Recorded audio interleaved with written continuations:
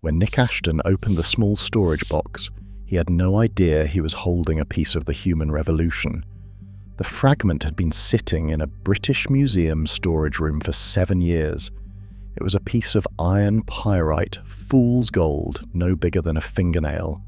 But it was stained with sediment from a village in Suffolk, England, that dated back 400,000 years.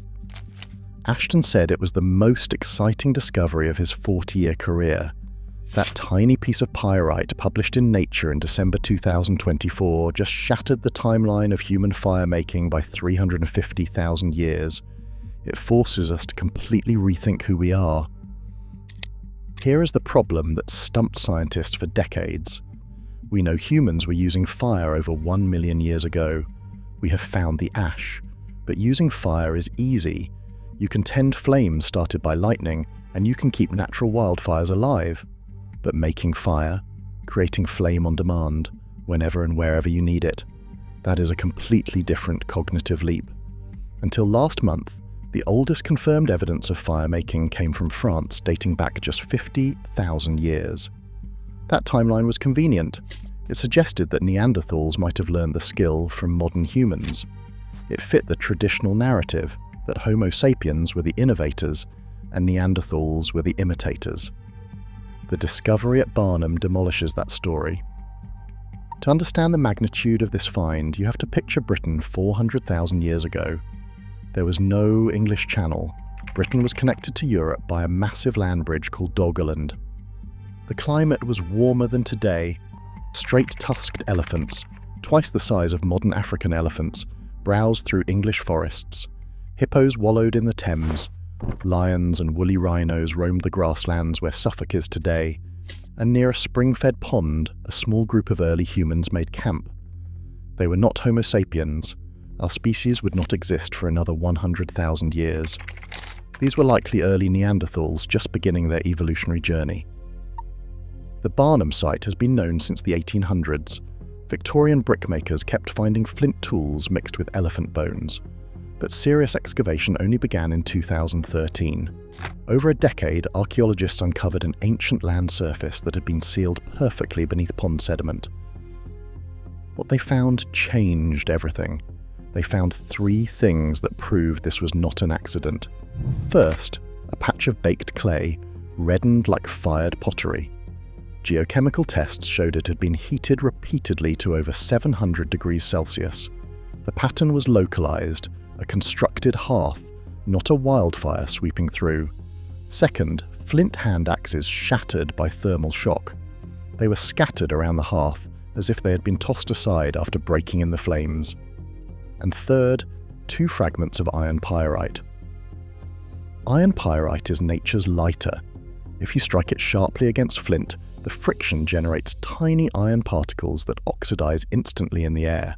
They create hot, bright sparks. If you direct those sparks into dried fungus or wood shavings and blow gently, you get flame. This technique remained humanity's primary fire starter for hundreds of thousands of years, right up until the match was invented in 1826. But here is what makes those fragments explosive. Iron pyrite does not occur naturally at Barnham. Geological surveys confirm it is not in the bedrock. Someone carried those rocks from miles away, specifically because they understood exactly what they could do. It took researchers 4 years to rule out every alternative. Wildfires, lightning, volcanoes. The evidence was conclusive. Someone stood at this pond 400,000 years ago, struck 2 stones together, and created fire. The previous record was 50,000 years ago.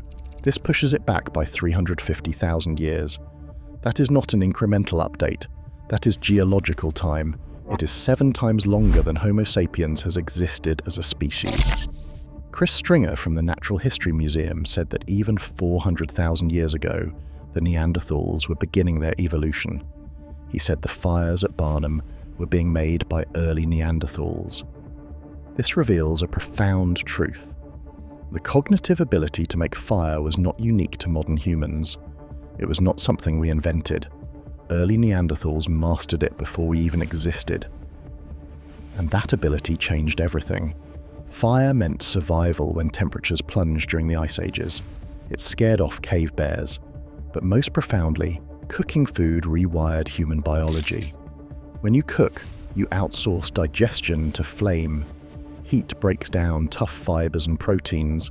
Our ancestors extracted more calories from less food. They needed smaller guts, and the energy saved went to the most expensive organ in the body, the brain. Human brains consume 20% of our energy despite being only 2% of our body weight. No primate could afford that metabolic rent without the efficiency of cooked food. But fire did something even more subtle. It created social spaces. A fire at night creates a circle of warmth and light in a dark world.